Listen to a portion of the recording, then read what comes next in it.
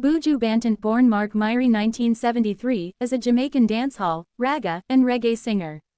He was born in a slum near Kingston, Jamaica called Salt Lane. Buju is a nickname which is of breadfruit.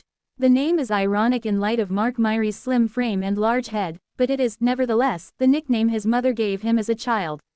Banton is a Jamaican word referring to someone with a superior attitude and a gift with speech, but it was also the name of a local artist Buju Banton that Buju admired as a child.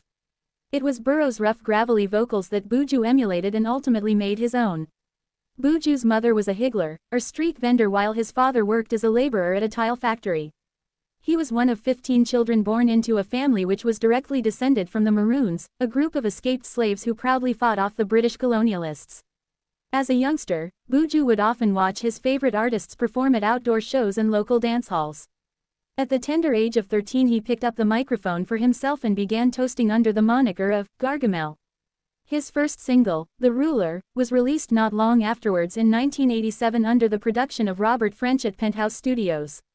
In 1991, Buju joined Donovan Germain's Penthouse label and began a fruitful partnership with producer Dave Kelly.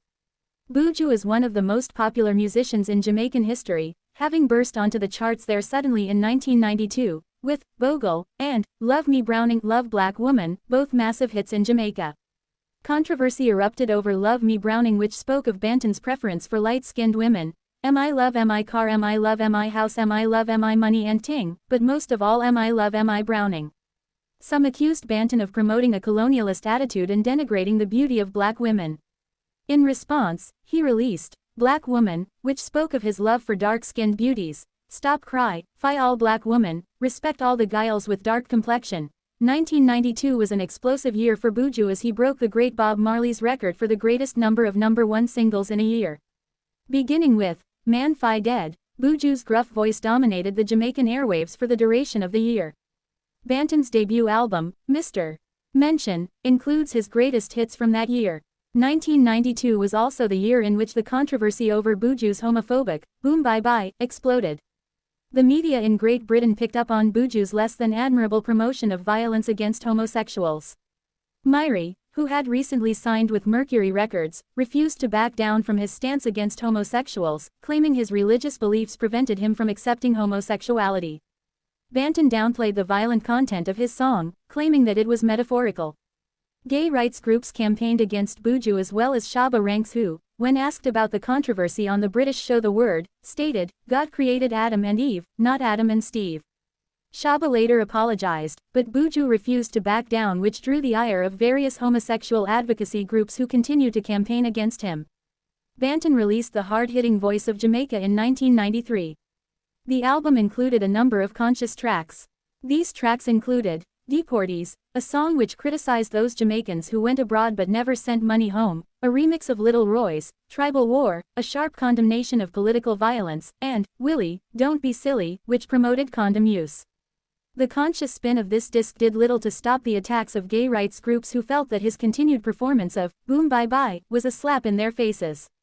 Some dancehall fans felt that Banton could have exploded onto the American scene if his homophobic song hadn't held him back. Nevertheless, Buju was adopted by many new fans who appreciated his gravelly vocals and cared little about his homophobia. Till Shiloh 1995 was a very influential album, using a studio band instead of synthesized music, and marking a slight shift away from dancehall towards roots reggae for Banton. Buju turned Rasta and his new album reflected his new beliefs. Till Shiloh is one of the greatest dancehall albums of all time and successfully blended conscious lyrics with a hard-hitting dancehall vibe. The album included a single called Murderer, which condemned the violence in Jamaican dancehall music, inspired by the murders of dancehall musicians Panhead and Dirtsman. The song inspired several clubs to stop playing songs with excessively violent subject matter. This conscious album had a large impact on dancehall music and showed the hunger the dancehall massive had for conscious lyrics. Dancehall music did not move away from slack and violent lyrics, but the album did pave the way for a greater spirituality within the music. Ina Heights 1997 substantially increased Banton's international audience as Buju explored his singing ability and recorded a number of roots-tinged tracks. Banton covered the Silvertones, Destiny, and recorded songs with such artists as Beres Hammond and the legendary Toots Hibbert. The album was well received but had distribution problems. Also, some fans were disappointed, having hoped for another groundbreaking album like Till Shiloh. Still, Buju's experimentation and soaring vocals impressed many fans, and this album remains a highly regarded work. In 1998, Buju met the punk band Rancid and recorded 2 tracks with them, Misty Days and Life Won't Wait. The latter became the title track of Rancid's 1999 album, Life Won't Wait. Subsequently, Buju signed with Rancid's Eclectic Auntie, a subsidiary of Epitaph, and released Unchained Spirit in 2000.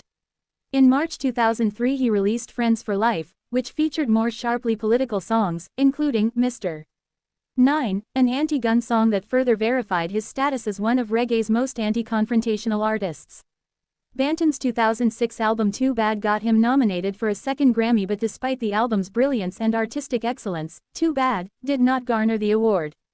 Too Bad brings us back to the Buju of the 90s with his rough phenomenal voice backed by hypnotic beats and conscious lyrics that seem to stay on repeat in your head.